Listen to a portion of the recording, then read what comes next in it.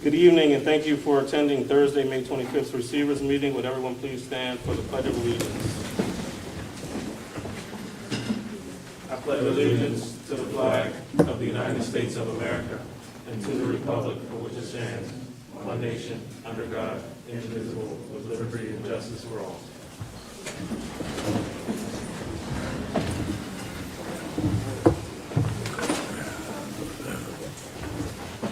The school board and myself did meet in executive session this evening at 5 o'clock to discuss personnel and legal matters. Dr. Parkinson, your report, please. All right. Good evening, everyone. Good evening, school board directors, community, student board rep. I want to bring you our superintendent's report.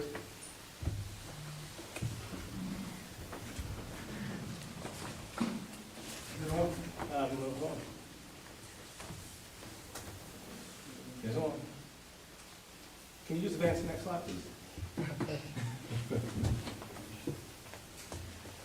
We won't have 2 months in a row with this. All right. Next slide. Thank you, everyone.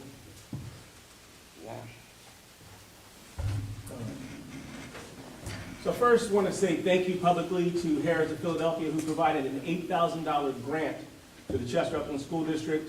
As many of you are aware, some are aware, last year we had planned on our marketing class taking a trip abroad to Belize. Unfortunately, as we were trying to raise the money to make that happen, we fell short. So we were looking to plan this trip again this coming school year. So we've had some information meetings for our students. And we're looking at other places other than Belize as well. But our goal is to get our students abroad, to provide them with some of these experiences that many other students throughout the Commonwealth receive. So our goal is to make this happen. So we've had some information sessions about this. This $8,000 is a great start for this opportunity for our students. So we're looking to make that happen. So again, I just want to publicly thank Harris. Mr. Green, our Vice President of the School Board, is actually the person who provided us this information from Harris, and actually Anne-Marie, our assistant, applied for the grant, and we were awarded the grant from Harris, Philadelphia. So again, this is a great opportunity for our students. We're going to try to do our best to make this happen for our children this coming school year. All right. So in the month of May, we had a great time recognizing our staff. We had our Staff Appreciation Week. That started on May 1st through May 5th. I want to give kudos to Dr. Pless and her team for putting an amazing event together for our entire staff. Each day of the week we had theme days. Yes, it's definitely worthy of a round of applause. It was definitely something special. And just being transparent, I've been through in many districts throughout the Commonwealth, and honestly, I've not seen what her team did for our staff done. It was just amazing. Truly a feel-good week. Each day there was a theme day. We had pretzel day, donut day, and there were a lot of little cute phrases. And my memory's not as sharp as it needs to be, but there was something special with each day. I'm not even gonna try what the donut said. Just all the different things. So Don't you know we care? yeah, don't you know we care? Don't you know we care about you? So little things like that. With each of the events, it was beautiful.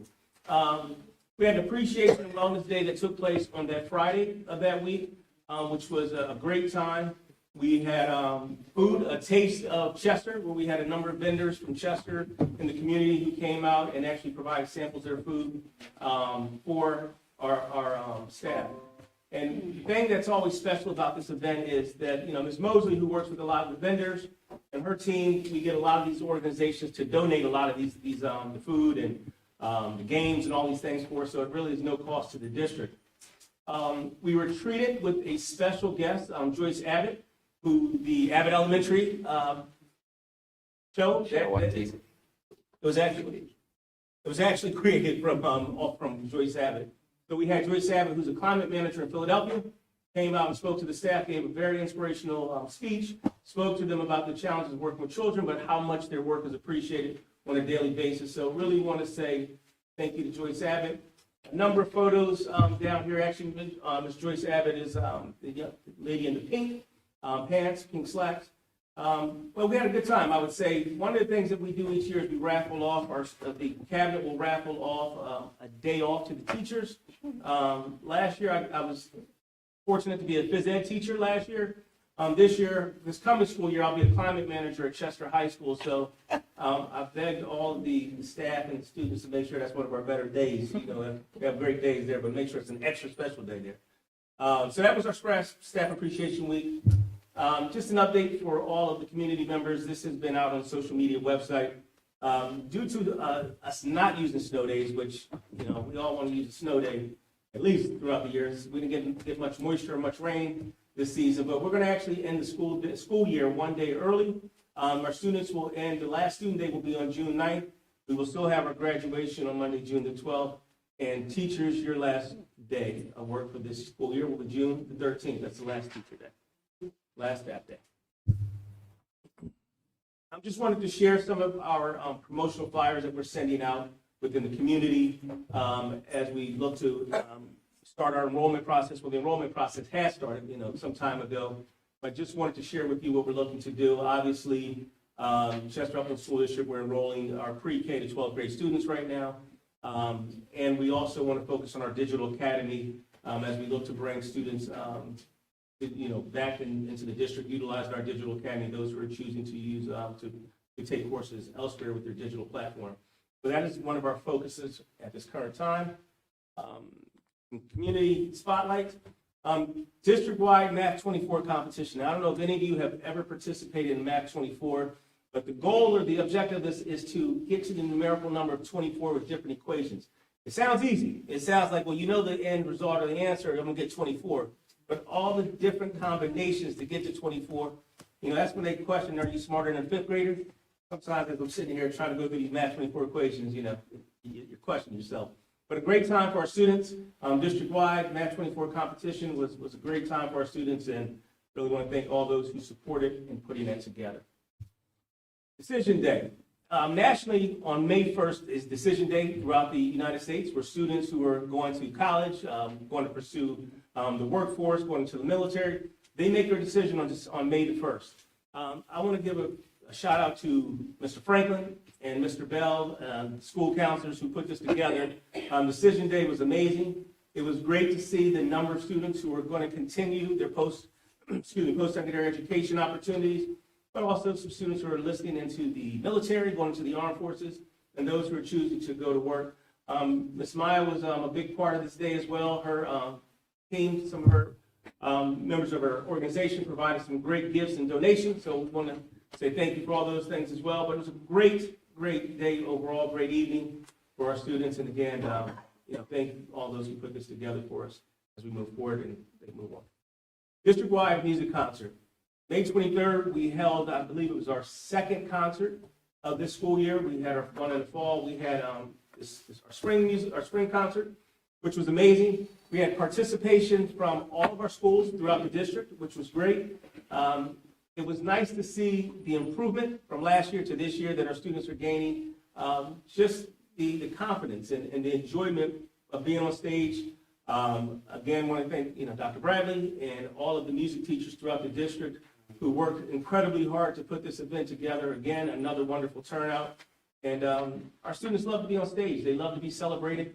And as we focus on bringing the arts back to the Chester Upland School District, we'll continue to make great things happen for our students. But it was a wonderful event evening for our students. All right, so the next few slides are just our celebrations for all of our formal events. We had our 5th grade masquerade ball that with Balcousa, Main Street, and Setzer, where they dressed up with their masks and came in their finely dressed clothing. It was a wonderful event. Great to see the children out having a great time and enjoying themselves at this event. So that was our 5th grade masquerade ball. Next was our pre-K Candyland prom, which was beautiful. I'm telling you, these young people were sharply dressed, had a great time, eating some great treats. We won't talk about the candy because of the health and food restrictions, but they had a little bit of candy. There were some healthy snacks that went along with it as well. But again, it was a great time. Our students love being celebrated, and we love celebrating our students. But this was a great event that took place. All right. 2023 senior prom that took place this past Friday at the New Jersey Aquarium. I had the opportunity to be there. Again, as we said in the little advertisement last week, no one does a prom like Chester. I can tell you, our students arrived dressed to the T. Cars they pulled up in, just the amount of fun that they had at this event, it was, very well done. Again, I enjoy just watching our children come together, and just have a good time. And that is what happened that evening. So again, I had never been to the New Jersey Aquarium in the evening, and to see the skyline of the Philadelphia in the background, and just the atmosphere where our children were, was incredible. So again, I want to thank all of those, Ms. King, all those who helped put this event together for our seniors, as well as some of our juniors. All right, Chester Day at the chapel.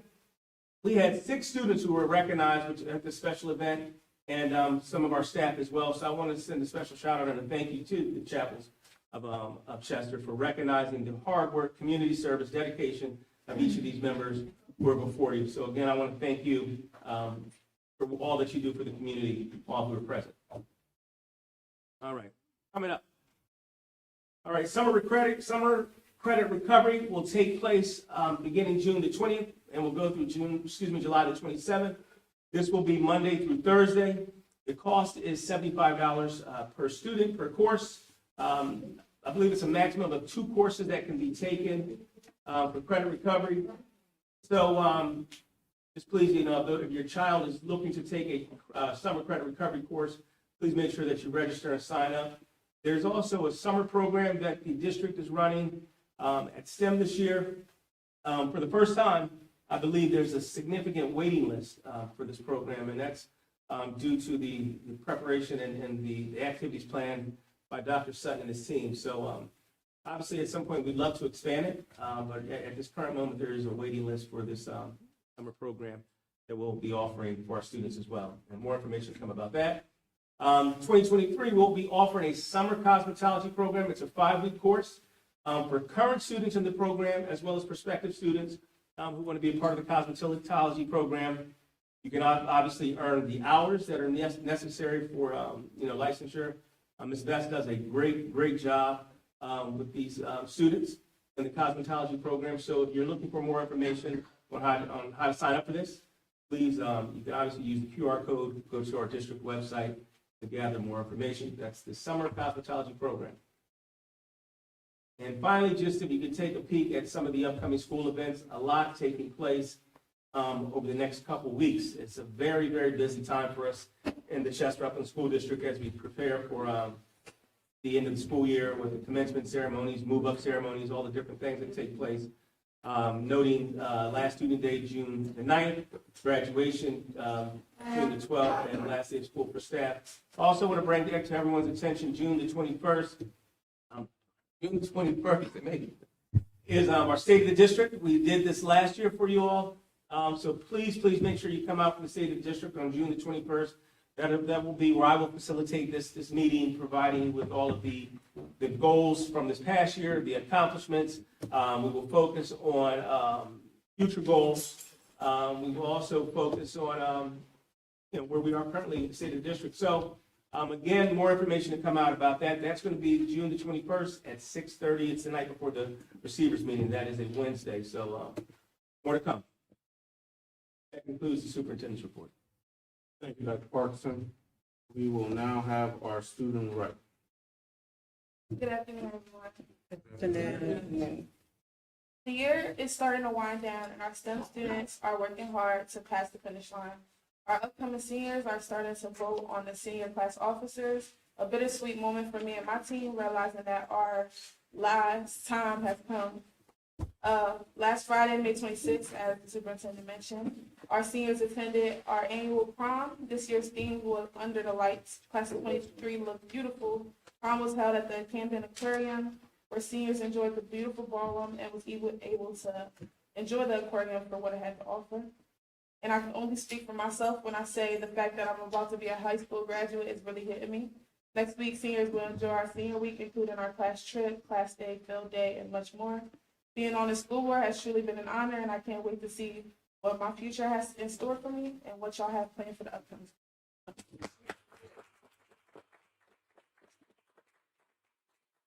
Congratulations. I hear you were the prom queen. No, Oh. I didn't even run this year. Still the queen, though. But you are the queen, but we want to let you know that we appreciate all of the support, information that you brought here based off of students and from STEM and in your graduating class. And we do have a small token of our appreciation for you to send you off, you know, to your new school. Right, North Carolina Central. North Carolina. You can open it up. You can open it up and show everyone if you want. But again, just want to let you know that we're very, very proud of you. We wish you much success in your future endeavors as you go on to college in the fall. We're excited for you. So you can come down to your new school from your high school with your sweatshirt. If I can just add, Mariama, we just want to let you know how much we appreciate your dedication. I believe, I don't know if you missed it, a week or so when you had something that you had to do outside. I know for the quiz bowl competition and different things, but you were by far one of the most dedicated students I've ever worked with as far as a student school board representative. So just thank you so much for all that you've done. Thank you. All right.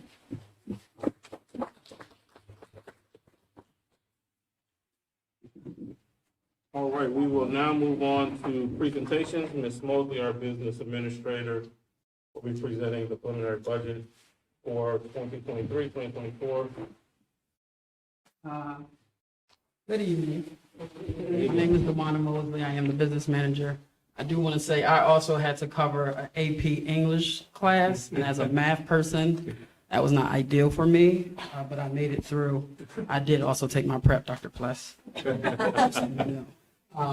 So as receiver said, today I'm going to be presenting the proposed 23-24 budget. Here's the agenda for today. First, we're going to highlight the 23 fiscal priorities that went into creating the 22-23 budget. We're going to discuss some of the progress we made with those fiscal priorities, some things that changed fiscally for us during the year.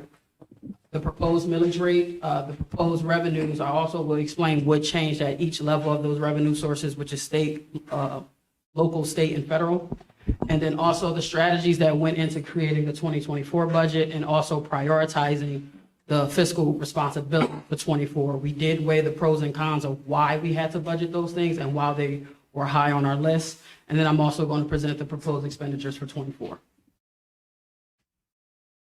So this slide is directly from the presentation from last year. These were the 5 goals that we prioritized going into this fiscal year. We wanted to create a budget that was realistic and had all of the debt, the district's debt obligations and expenditures. Focus on controlling costs. We tried to implement as many contracts or expenses that the district has been paying to create contracts with vendors so we can kind of control the narrative of what the cost will be from including this year and years to come. And also increase our internal controls. Prioritize expenditures based off cash flow and effective measures. So again, what are our most expensive expenditures? When do they occur? Knowing a district that's heavily funded by state subsidies, which are very specific, we receive those every 2 months. Prioritizing our expenditures when we know we have, I don't want to necessarily say have extra income, but when we know we have a higher fluctuation of income, and also preparing ourselves for those months where we don't have any significant revenue. Develop transparent and quality partnerships with existing vendors. At the end of the day, we are a district in receivership. A lot of our internal struggles are not the fault of our vendors, so learning to be more open, transparent, and honest with our vendors and have them work with us accordingly. And then lastly, enhance revenue sources through municipal and local business support. So try to find creative ways we can and strategic ways to increase the district's revenues. And these are just some progression we've made in each category. For one, we do have here an accurate, we accurately planned this year's budget to be all-inclusive. Again, like I said, there were some added expenditures, but also some expenditures that continue to be discovered. But by having this budget, we're creating an opportunity for us to lobby for additional funding. Like I said, we are a district, and I'll get into a little bit more detail when we get to the local revenue sources, but we don't receive the same level of local revenues that school districts traditionally receive. Number 2, increasing our compliance and internal controls. We did reduce our negative fund balance at the beginning of the year. We were at 15 million. As it stands right now, we're projecting that to be at 9.4. So we did shave about $6 million off our negative fund balance, which is also equal to about 35 to 40%. We did complete the 2020 audit. I know we're still a couple audits behind, but that is significant progress when we talk about really understanding where this district is financially. You need to have audited numbers.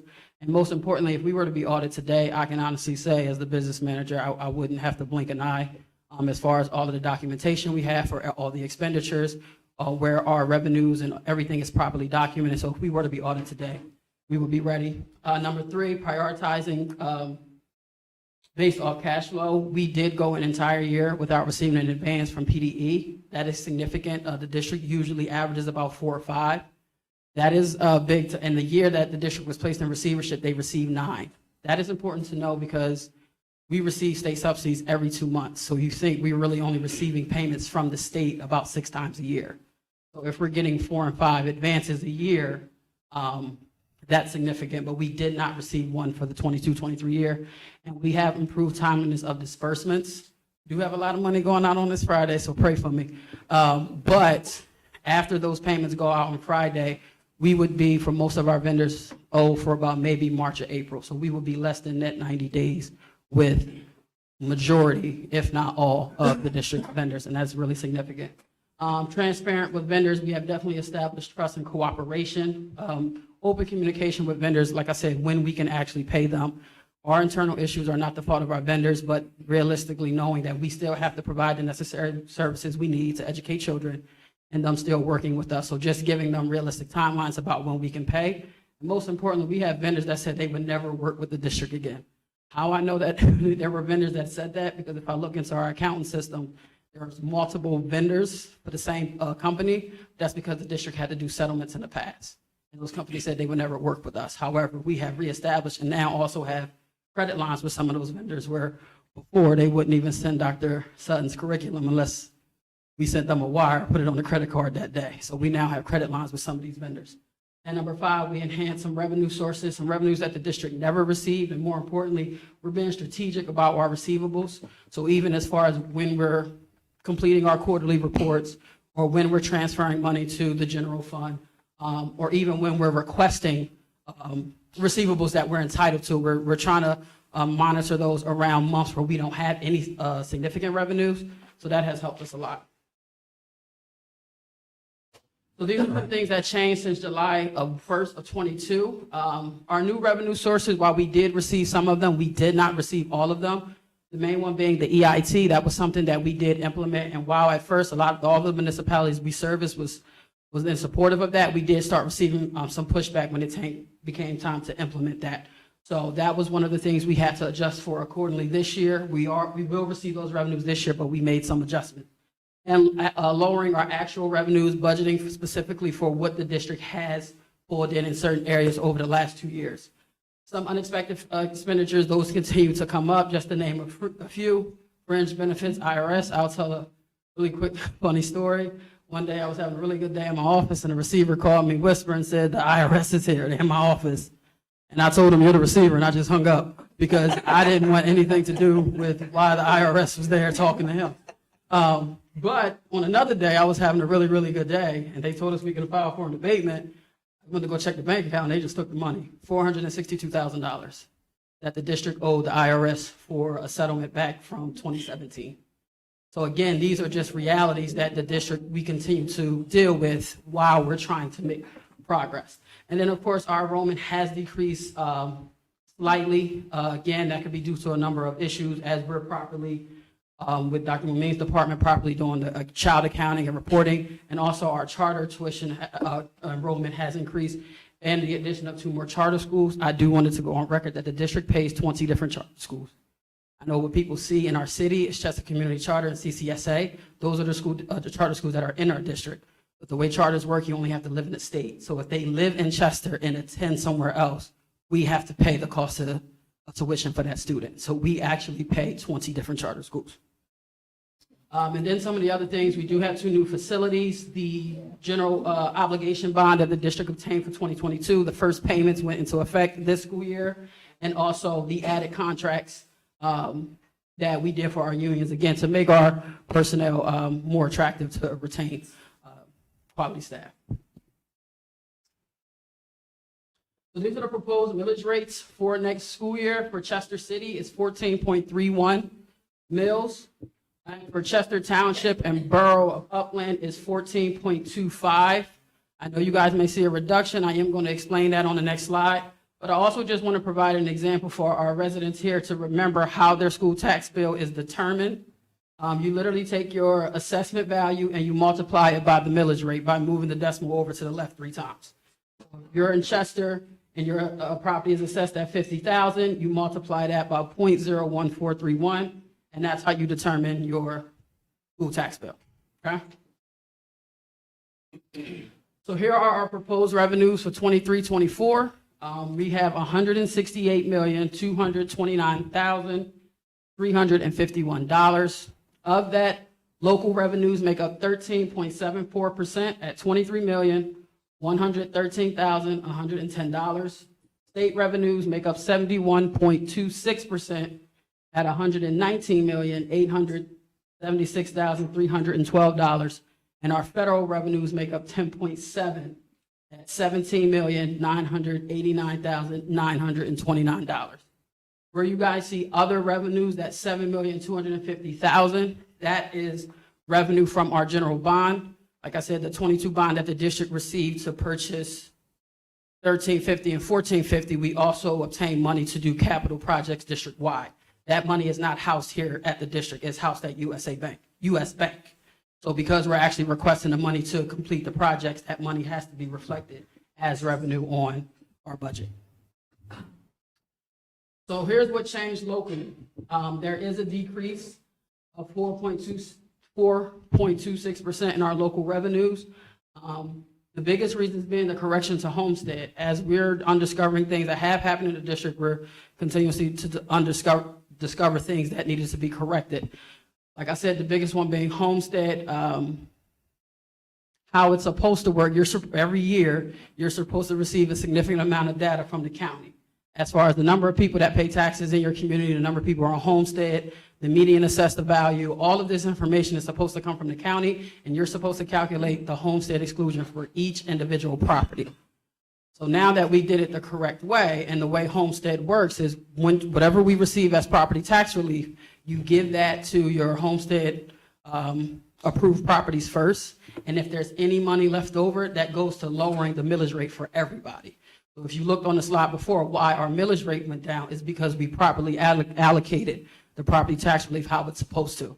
So our homestead residents will receive their proper allocations, as well as all of our constituents will receive the correct millage rate based off the property tax we received.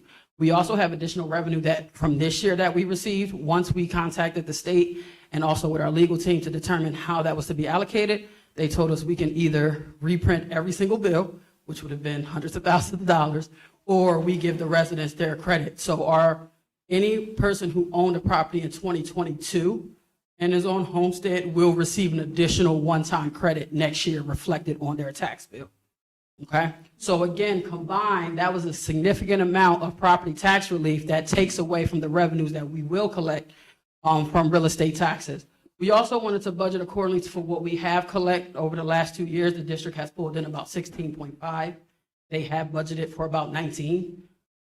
It's not appropriate to do if we know we're not collecting those revenues. So we did budget accordingly. And also Crozier Hospital did not pay their taxes this year. That's about $1.8 million just off Crozier. So again, we did budget accordingly. And then also, I don't know if you guys can see it. I do believe this presentation will be made public. But I do have here that is something significant to know. This is from the county. These are all the school districts that are in Delaware County. It lists the median assessed value properties for each school district. If you look at it, like I said, we'll make it public. I know it's hard to read. Chester's homestead value is $56,030. The next lowest property is Southeast Delco at $104,000. So Chester's average property value is half of the next lowest school district. The reason that's significant to know, like I said, school districts are mostly funded by local taxes. So if I was to take our millage rate that I showed you guys and multiply it by that number, it's about $800. If I take that exact same millage rate and multiply it by Radnor, which is the most expensive, it's $8,000. So again, the value of properties that the school district has no control over drastically impacts the revenue that should be generated to fund the school district. The other part I want to mention is the amount of tax exemption in Chester Upland School District. If you look at all three municipalities we service, Chester Township, Upland Borough, and Chester, the tax exempt value is $636 million, which equates to $8.6 million that this district does not collect because of what's tax exempt. What's tax exempt are your churches, your schools, your housing authorities, your soccer stadiums. We do not collect taxes off of those things. All right, so again, it was strategic, and the last one being the delinquent taxes. The receiver set up last year where the district, we actually sell our delinquent taxes every year. It does come with a cost, but the significant benefit of that is we can ensure that revenue. Like I said, usually delinquent taxes, you get sporadic payments when people pay their delinquent taxes. By selling it, we can ensure an amount. So to give you guys an example, last year we received about 4.5 million. This year we budgeted for 1.2, we received 1.4. Next year we're budgeting for 1.7. We're projected to receive about 2 million. So again, that ensures that the district can receive revenue that we know we can count on. So that is a strategic move. What changed at the state level? The level up funding has officially been incorporated. That was major. We received an additional $11 million this year, but now that, and it was categorized as a separate payment. It's literally been incorporated as our basic subsidy now, which affects our basic education and special education. I did put a clip of this little article here because it's important for people to know. It says 30 years ago, state subsidies paid more than half the bill for public education. Today, local property taxes are taking over, covering a minimum of 44 to 83%. Minimum of 44. We're collecting about 13.7. We're receiving most of our state subsidies from the state, but which is very important where we need people to lobby for this district. Is PA is one of the only states that use an average of the last 3 years of data. Most states use the last year, but they also heavily incorporate the poverty level. So when you factor in the average income of our city, which is, I think, 20,000, 30,000 below the state average, is incorporated into what the state gives us, that's significant. So what that means is the $80 million we're receiving could be 105 if they didn't factor in the poverty level, which is, again, something the school district cannot control. Also, our state property tax relief was consistent, but we did accurately budget for other subsidies. So other subsidies received from the state, Social Security, retirement, transportation. We have budgeted for things in the past that the numbers, history has shown the district has pulled in that revenue. So again, we were accurately budgeting for the things that the district has pulled in the last couple of years. Some things can simply be corrected with proper reporting, but again, that's something we actively have to do. And the last level of,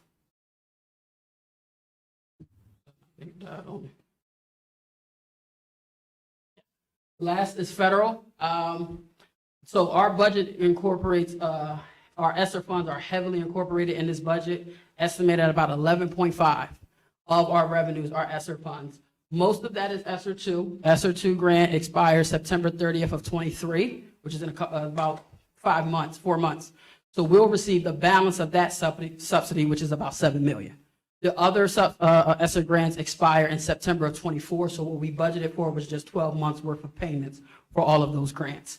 One of the biggest things that impact our federal level is federal compliance. Like as we get further away from COVID and with towards the deadline of these ESSER grants, what's required, what's mandated, they constantly change, especially with ESSER 3, which is the largest one, is about 19 million. We're current on our quarterly reports. That's important because if you do not submit those quarterly reports in time, they do suspend your funding.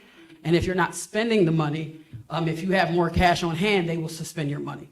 So this is the actual copy of our ESSER 2 quarterly report from March. That was everything we spent as of March 31st. The reason I wanted to incorporate that, because I know there was a miscommunication thinking that the district just had $30 million of ESSER funds sitting here. If you look at the report, as of March 31st, we have received 1.7 in ESSER 2 dollars. We spent, go back for me one time. We only spent about 1.6. So again, we don't have $30 million just sitting here. They send the payment and then we have to spend it accordingly and then we have to report it accordingly. Next one. So here's our revenue comparison. I did two things here. I have here reflected the 22-23 budget, so the items we did budget it for. And then I have what the actuals are. So these actuals are as of May 15th of 23. So what we actually have received in each one of these line items. So I wanted to show that so you guys can see in comparison to why we budgeted for what we did. Everything I explained at the local level, which is why you see a reduction in our local taxes. The basic ed funding, you can see the difference of where we had $11 million. That's that level up funding that was incorporated. What we budgeted for was the usual 2% increase from the state. Like I said, the governor does have a proposal out there where this will be a lot higher for us. So we're crossing our fingers and hoping it goes through. But as of right now, we're projecting the 2%. Transportation, what the district has received in the last 2 years, has been around 1.1. That is one of those revenue sources that can increase as we correct the reporting. And then, like I said, these are just other examples. I do want to pinpoint, I know the grants look significantly less, and I know people might have questions. Again, this year, we did a lot of the compliance part of ESSER. So I know you didn't see as many capital projects being done, but again, as far as making sure everything went out to bid, we're following those compliance mandates. That prolonged the process of us actually starting these projects. However, you do see there's an increase of our grant budget next year because we'll receive a lot of those funds now that the projects will get started. And then other revenue sources that incorporates just little things, mostly that is the U.S. Bank bond fund, that $7.2 million that I told you guys about. Oh, it actually worked that time, so. All right, so now we talk about the strategies we had to go in and create in our expenditures.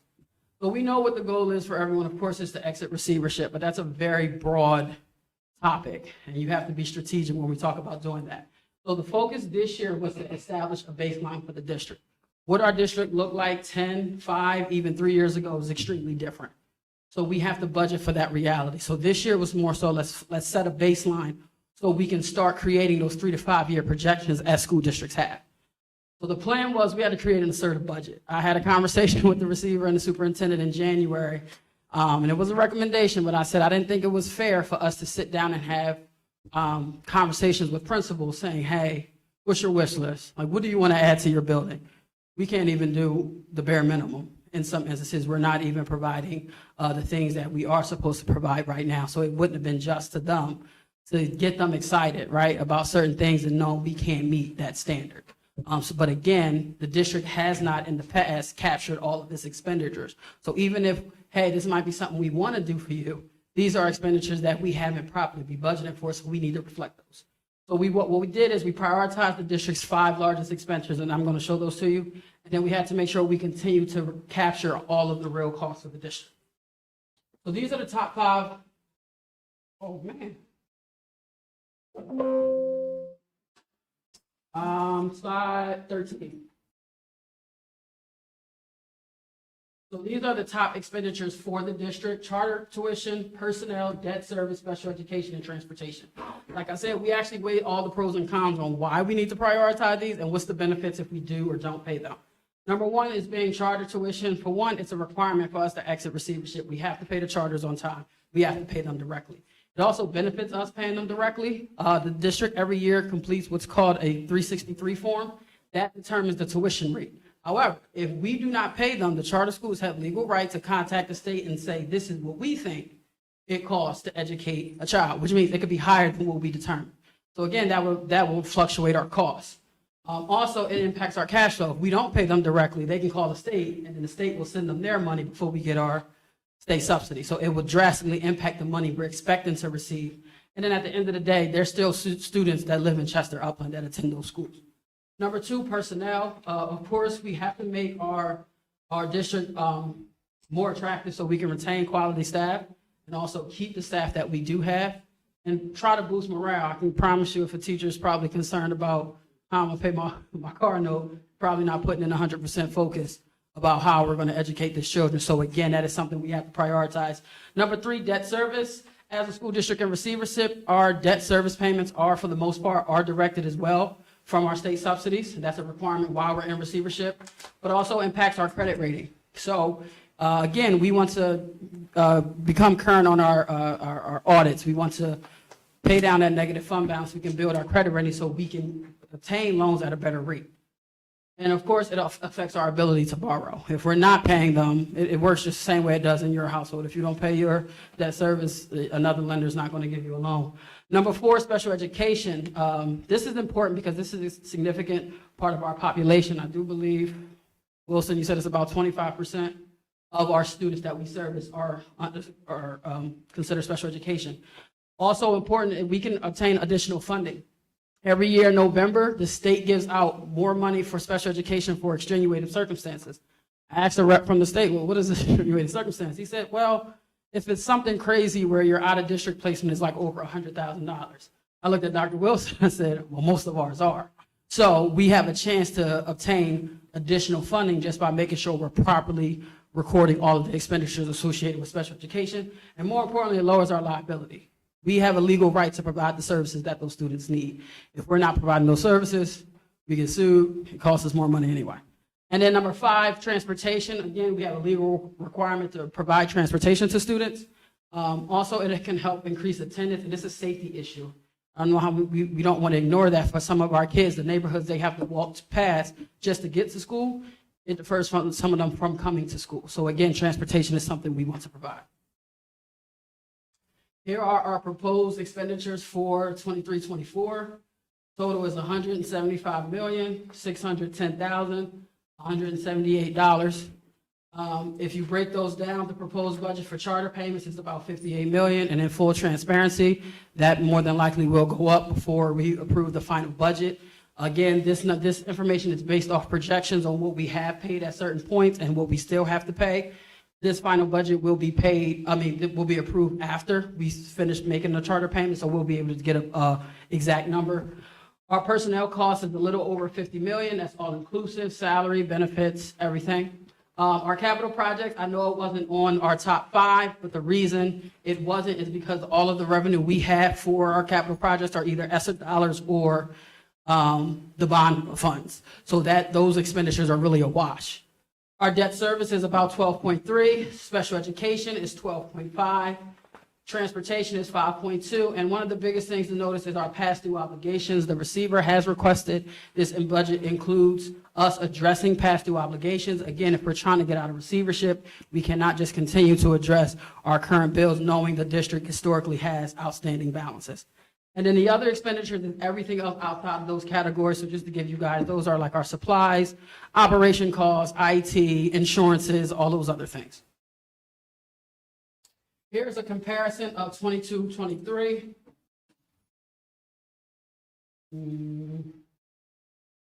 Go back like 2 more. Here are our comparisons from 22-23, and then we also have our actual. So if you look at our 22-23 budget and in our 23-24, where that changes, that's the percentage of an increase. So in the middle column is still what we've actually paid. Those numbers can fluctuate. Our charter budget right now is 5.6% higher. Our personnel is 8.71. Our capital projects, again, I will explain that what we budgeted for. Once we did the compliance piece, that's really what this year was. So we didn't actually pay for a lot of the capital projects. That's why you see that number is higher. Those projects will actually be paid and completed in 23-24. Debt service is really the same. On a big standpoint is to look at the special education.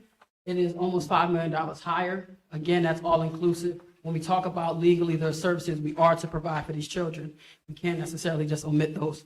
Past due obligations, significantly, if you look in the middle of actual, as of May 15th, we have paid $11.5 million in past due bills this year.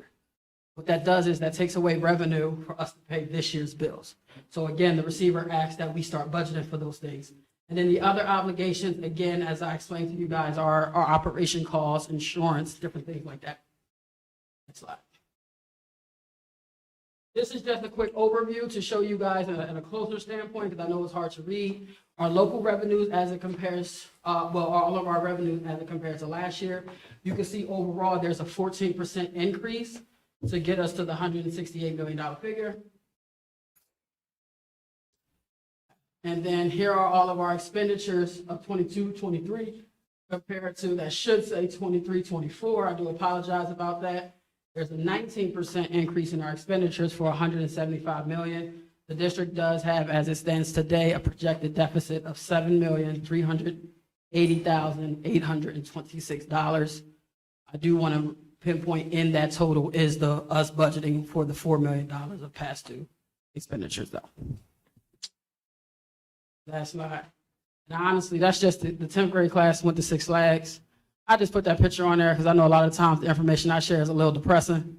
So I just wanted y'all to see a picture of the kids. To remind them, at the end of the day, everything what we do is for them, to give them fair opportunities. But that is the budget presentation for next year's budget. Thank you.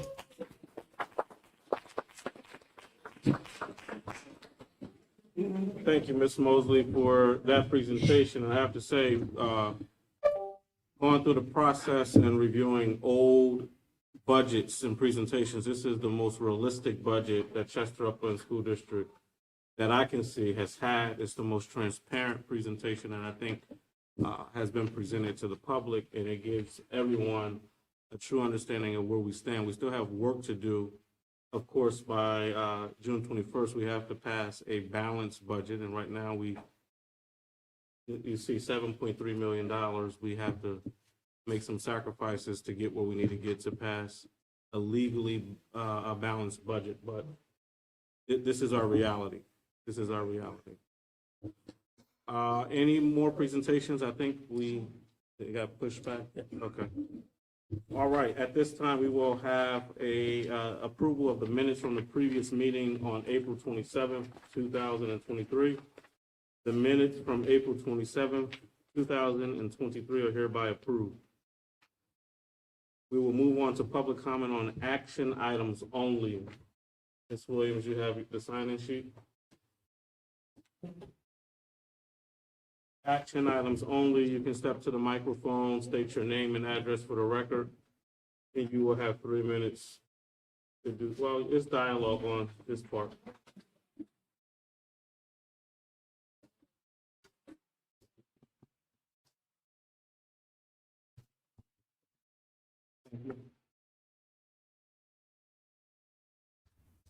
Ms. Denise Mosley, folio number 491101703000.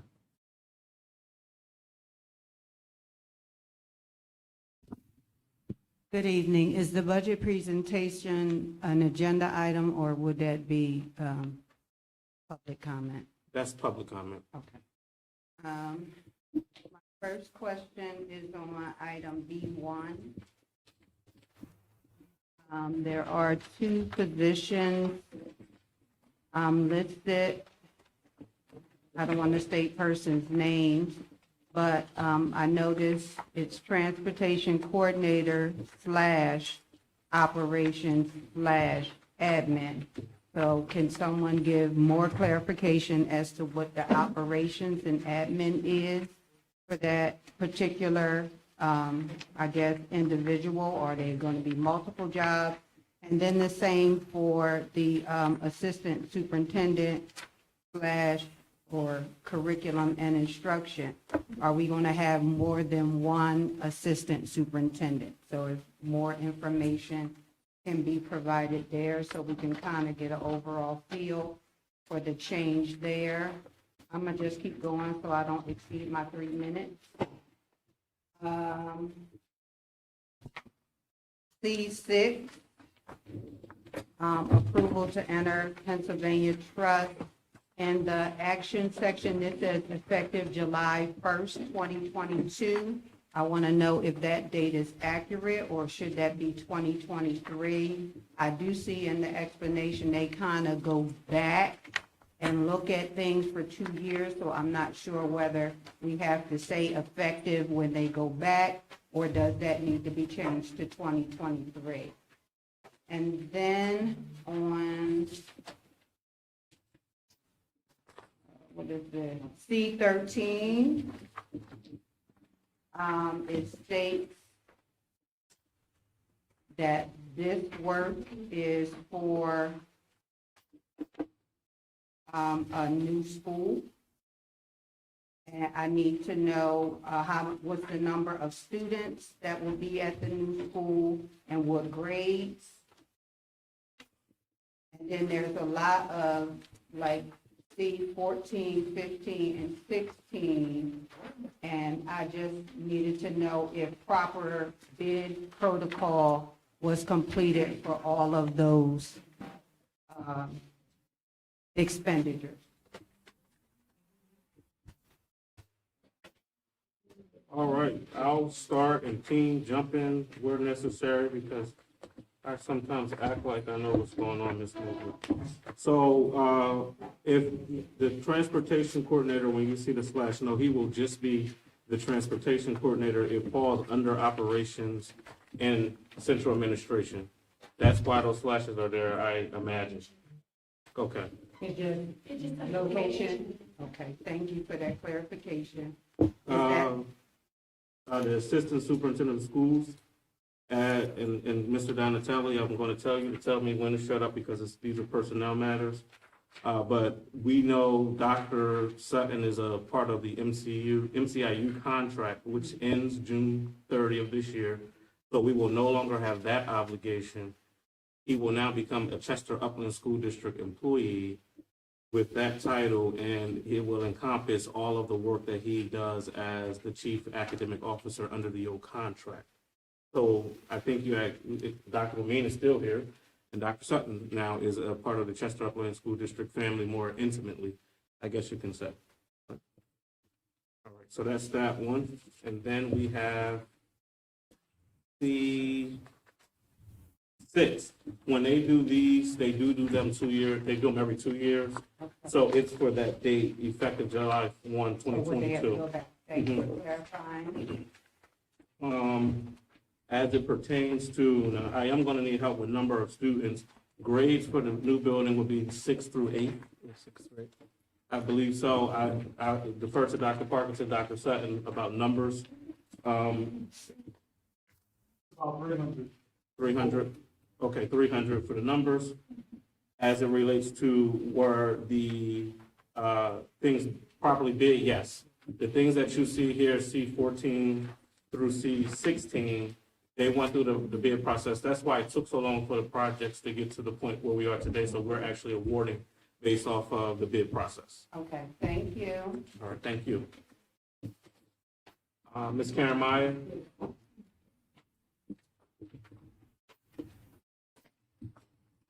Good evening. Good evening. A1, so we have a total of 354 students that are graduating.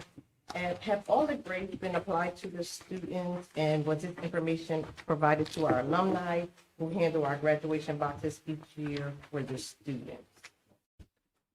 Oh, I'm gonna keep going.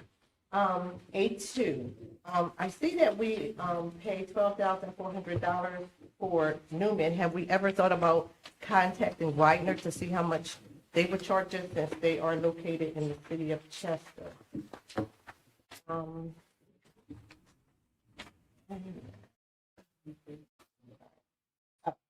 did have the same question that Ms. Rosie had regarding, are we going to have more than one assistant superintendent in the school? Because I'm not sure, have we ever had two before?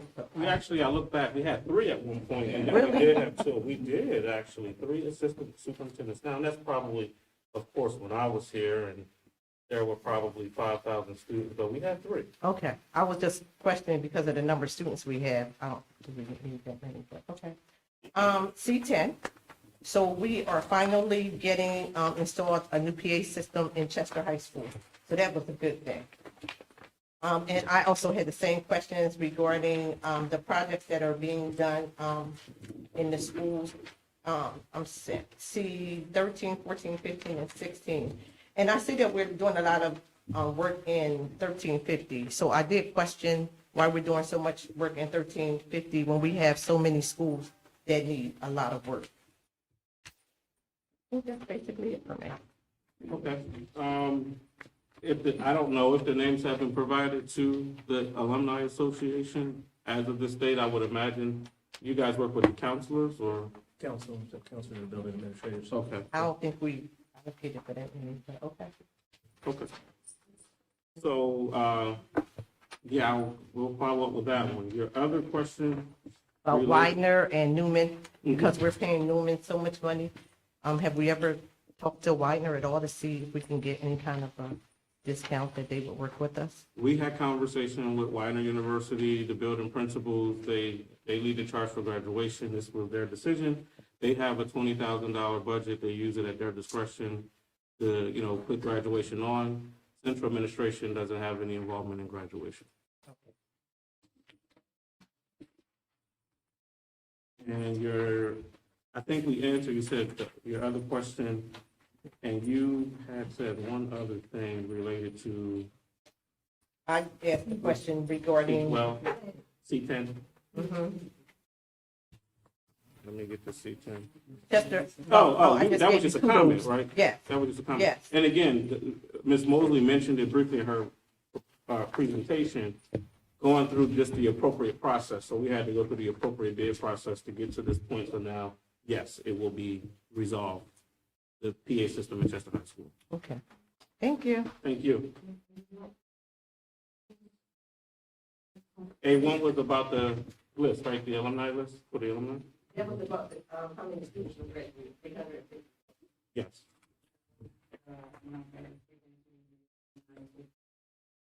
Well, you're up, so you're next on my list. You can chime in so we all can hear you. Ms. Alicia Martin? Larger list, this is a preliminary list, this is the list I received either. So- It's less, it's less, It's less. yes, less.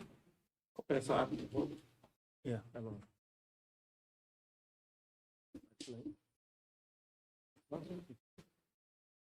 Hello, Alicia Martin. your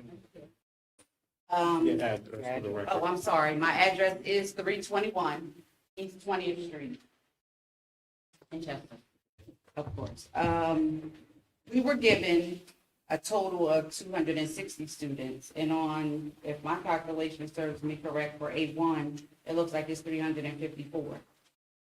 So is there, So it looks like, Ms. Martin, is the 260 number is Chester High. Right. Then you add the STEM graduates, I don't know. we normally have like 80 STEM grad, and the rest is Chester High School, so I'm not really sure where the extra numbers came from. So, Yeah, if I can get that, let me follow back up with the building principals, and the school counselors who provide that number. Okay. so let me ask the question, and not to take away from your time, but That's fine. tonight, we have, if this isn't an accurate list, we need to table the list until it's accurate. We can have a meeting. So this is a preliminary list, so what would happen with You this? have to do it before they graduate, I would assume. Yeah, so that's what you want to do to approve the graduates. So some of these students will potentially come off at the, it's 11th hour at times where you go and you're calculating grades. But these are the students who the principals have provided, who have a strong chance of graduating. Okay, but just say all 350 graduate, and we only have 260 boxes to make the Alumni Association look like we were not prepared, which is one of the reasons why we do all of this in preparation for June to even get an estimate. And our estimate for the last 4 years has been 260. Even when we spoke earlier with some administration, it was 260. But even technically, you honestly think that there'll be like 100 students removed? So that's something that we would get from the building administration. And I believe that number includes the students that graduate from Camelot in January as well. They won't walk, I believe they do participate, but they also participated in Camelot in January. which they still graduate, so they still should get a box. Right. So I think that's another reason why I listed that 260. Okay. But initially, I was given a number of 180 without the Camelot in January graduates.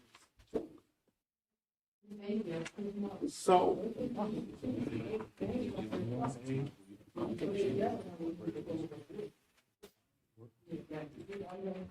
the numbers don't even add up. 1 through 11, right? And then you got 12 through 51, right?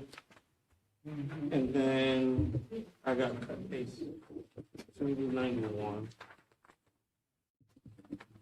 Somebody's Excel formula is off. That's not 200 and Right, am I goofy or Excel? It shows the numbers that are wrong. What is it, go back to You want one, me to tell you why? Because it's going from 91 to 183. and then there's 92 through,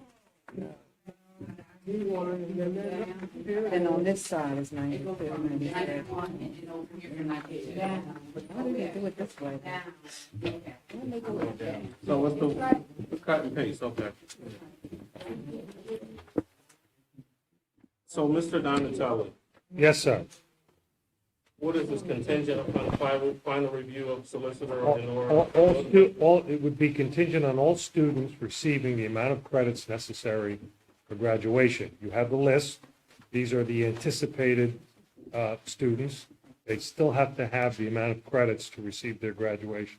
So my recommendation, respectfully, would be to approve this list, because I've been looking at the columns, and they run in an unusual way, but they seem to have internal integrity.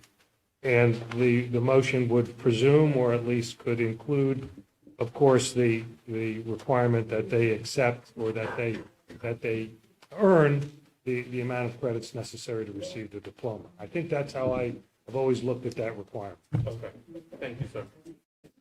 Ms. Arnold? You're up. Public comment on action items only.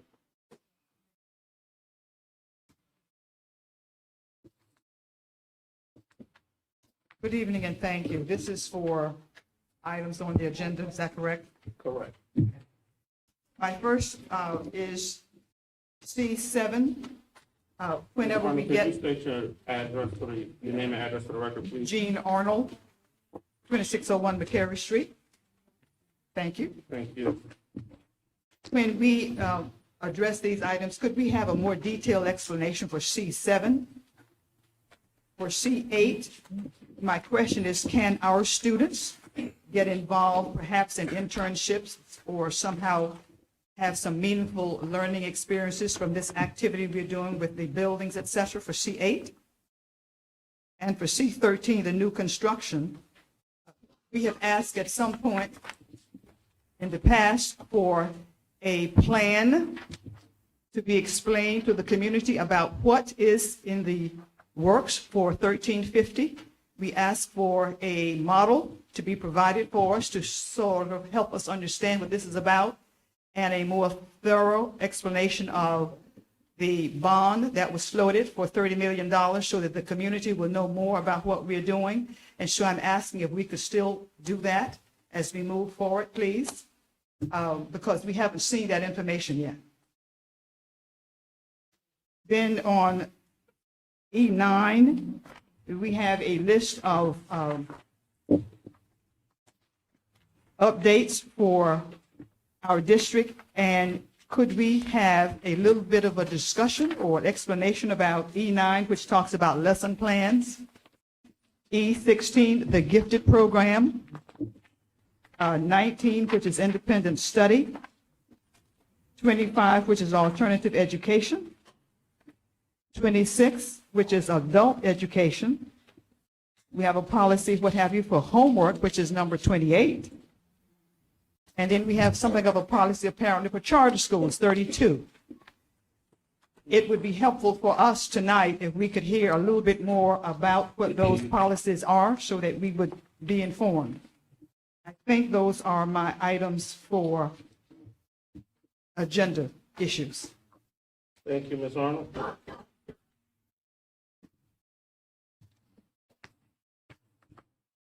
Ms. Mosley, you were the sponsoring executive for C7. It's a renewal, I know, for scholarship. I think that's the ID card. I don't know. That's for the ID cards that the students have, Ms. Arnold. This is just the annual subscription that we have to pay each year. You can read, I know, but I don't know how more detail to give you. Like, it's Well, scholarship, first when I saw it, I thought I was reading scholarship, okay. but then I saw Yeah, scholarship. it's these And cards. so Yeah. you could have said to me, these are the ID cards that we give our students. That was what I was needing. Oh, it says it.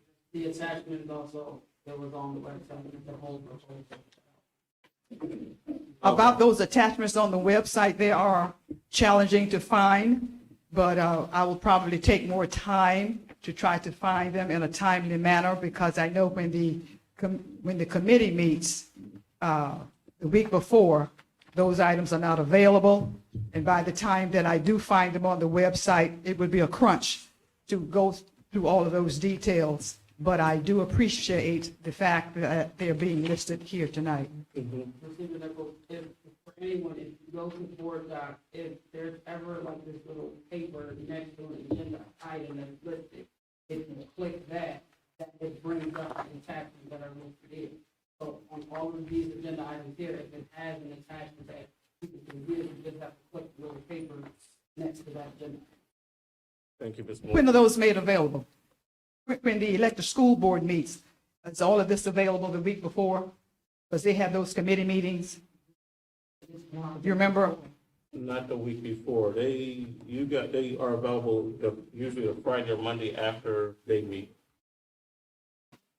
So just on that note, are we ever going to provide for the elected school board meeting the complete agenda so that those persons who would attend that meeting would have available, those items available to discuss and provide those questions for you so you can answer them up front tonight? Look, I mean, we had said we were going to do that at one point. Well, we said we will have the agenda available. I believe and I don't come to school meetings, but you all discuss the things that are on the agenda that's proposed, because they're subject to change based off of the discussion that the school board has with the executive sponsor and cabinet member. And I believe documentation upon request is provided. And then when when the receiver's agenda becomes available, if there are modifications, the attachments are uploaded with the agenda that is usually available that Monday, if I'm not mistaken. So we'll Before. just wait like we normally do to get the complete agenda. Well, so Like we are doing now. Ms. Arnold. I'm finished with that one. You sure? No, I Yeah. don't know, because I'm not. I don't think I am. Okay. Because, I mean, here at my meeting, that's when you get it, when you ask the question, and we're reviewing it, and doing what we need to do. At their meeting, they can modify and do whatever. So the change was that they would at least have the full agenda so they can know what's coming in the future to ask questions and not necessarily have all of the documents, because I don't know if you all entertain public comment and questions at your meeting as a whole. You do about agenda items? No.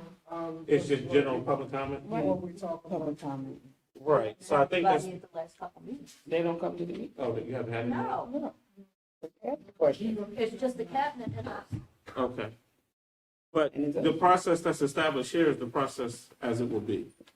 So by Monday of this meeting, you will most certainly have all of the attachments available for your review. Thank you. So about the other items, Dr. Lucas, policies. And again, I don't know if you want to give a blanket statement about the process you're going through with all policies right now, as we're required by law to make sure that they're updated at a public meeting, and touch on some of the ones that Ms. Arnold asked about, but the policies are already existing. right, I understand that. And I don't know if, the ones that I reviewed at least, we haven't made modifications, we just have to go through the requirement of the law to publicly review and approve, I guess, the policies that were on the books. If nothing came from the state to say that we had to change, or we did nothing internal to change them, they are the same. And usually if there is a change, Dr. Lemay will present that publicly. I know you did that once before. Yes, and all the policies are attached. There's also an update document that's done for all the policies, giving information about those that are current in the district and then those that are new. There's going to be follow-up questions. Always available. So I don't know what we.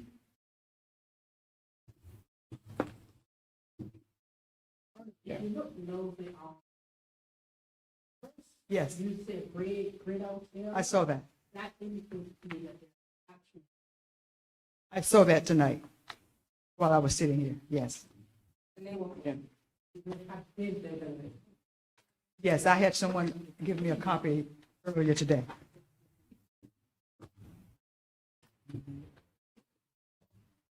And to your question, Ms. Arnold, as it relates to the bond documents, I know we had to publicly, legally go through that process when the bonds were approved, and you had to send it to the state had to approve it and show proof of this and proof of that.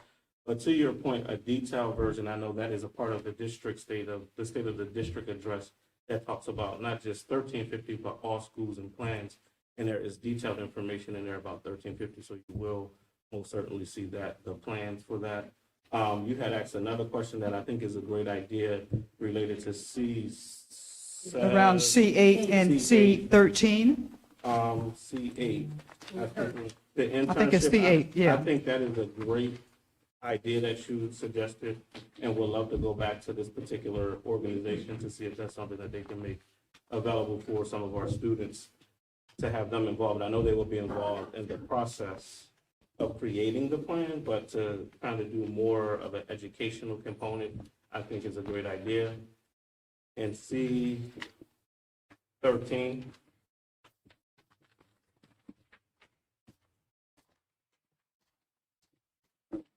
This is capital bond, this is for 1350? I think so. Yes, this is for 1350, so this is the work to do the demolition and everything like that, to put the classrooms that Dr. Sutton and Dr. Parkinson talked about earlier this evening for grades 6 through 8. So what I was asking for, and I suppose maybe that will be taken care of in the state of the district, is more detail, more understanding that is being planned, because I don't miss many meetings, and I haven't seen a very comprehensive plan or discussion about what is intended, and that's what I keep asking for. So thank you. Thanks, Ms. Arnold. There are no more public comment on action items at this time. We will move to the approval of the action items. Action items A1 through A6, I hereby approve action items A1 through A6, with A1 being contingent upon all graduates successfully meeting the Pennsylvania requirements to graduate high school. A1 through A6 are hereby approved. Action items B1 through B2, I hereby approve action items B1 through B2. Action items C1 through C16, I hereby approve action items C1 through C16. Action item E1 through E36, I hereby approve action items E1 through E36. At this time, we will now have public comment on, general public comment. We ask that you step to the microphone, state your name and address for the record. You have 3 minutes to make your public comment, and your public comment will be answered within 3 business days. Ms. Denise Mosley.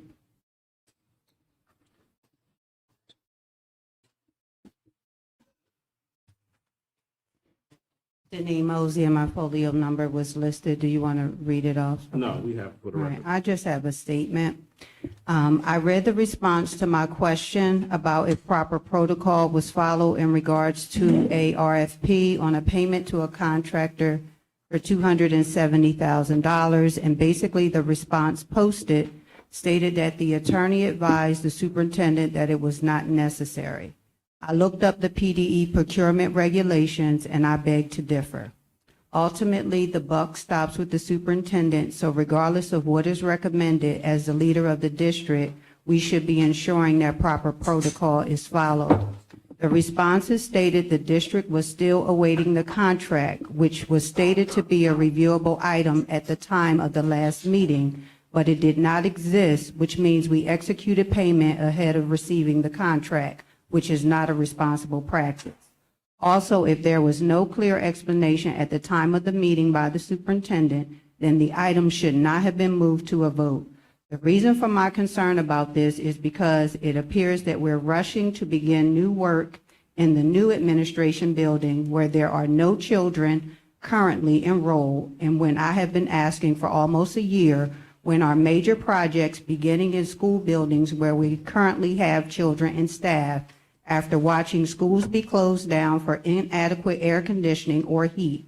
These types of decisions are not for the betterment of our children, and I feel that independent decision-making should be monitored because these decisions keep proving detrimental to the district. I have been supportive of this leadership, and I lend my strength by volunteering and serving, but my support has greatly diminished as I continue to witness grave errors in decision-making. It was stated very early on by this leadership that if sustainable progress was not being made, that they could be held accountable, and I feel that it's time to do so.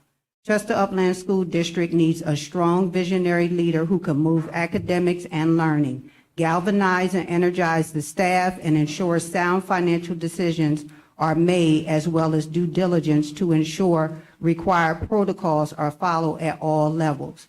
I don't feel that we've experienced this level of growth, and I feel that we need to consider some serious determinations that need to be made to allow recourse to identify such a leader, one who has proven experience, viable solutions, credible decision-making, leads by example, and can unite the district. A leader who is collaborative and welcomes the community and sees the value of an advisory committee. I ask that we not waste another year without experiencing measurable progress and clear direction.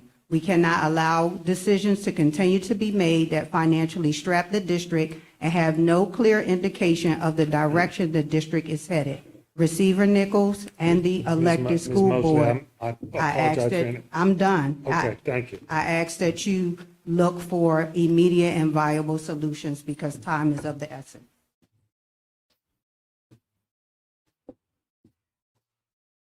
Thank you, Ms. Mosley. Ms. Karen Meyer.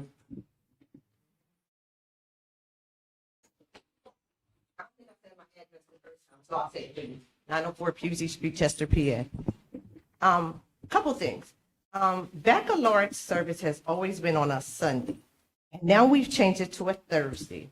And I'm not sure if everyone is aware, but Baccalaureate and the Hero Bowl are the same day. The Hero Bowl is an opportunity for our football players and cheerleaders to participate, and they are all seniors. So that means that they will not be at Baccalaureate. So I want to make sure that we are looking at our schedules because that should never happen. And I would love for us to go back to having Baccalaureate on Sundays.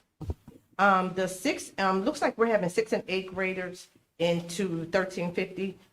So are we doing restructuring of all the schools, or where are these children coming from, or how's this going to work? I'm supposed to answer you at a later date. Okay. The summer program, it looks like we have a waiting list, and I'm just curious because are we going to be able to accommodate I know that the waiting list is growing. So I'm hoping that we can accommodate the children. And then what are we going to do with our buildings that we are no longer using, i.e. Columbus and Stetzer? Like, are we going to do anything? I mean, I didn't mean to say Stetzer, I meant to say Smith. Like, what are we doing with those buildings? Especially Columbus more so than anything. We don't own Smedley anymore. We don't? No. Okay, but do we still own Columbus? We do, and I'll answer that at a later date. Okay. Thank you, Ms. Meyer. Ms. Arnold.